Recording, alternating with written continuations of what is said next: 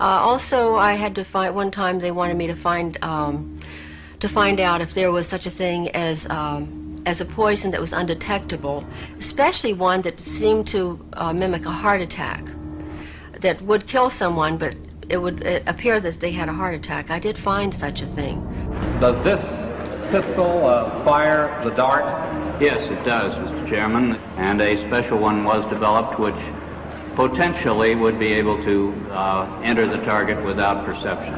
The poison was frozen into some sort of dart, and then it was shot at very high speed into the person, so when it reached the person it would melt inside them, and the only thing would be like one little tiny red dot on their body, which was hard to detect. There wouldn't be a needle left or anything like that in the person.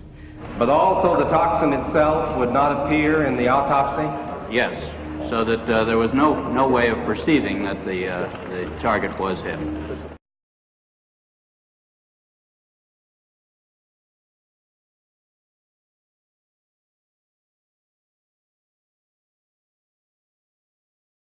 Drones seem to be the preferred spy tool of the day, and while the new tool is controversial, turns out the CIA has been quite creative in the past, even using pets as spy agents. It's all detailed in this book entitled Frankenstein's Cat, Cuddling Up to Biotech's Brave New Beasts. It details the CIA's project in the 1960s where a veterinarian turned a cat into a high-tech spy. Well, this was done by implanting a microphone and radio transmitter into the feline's head.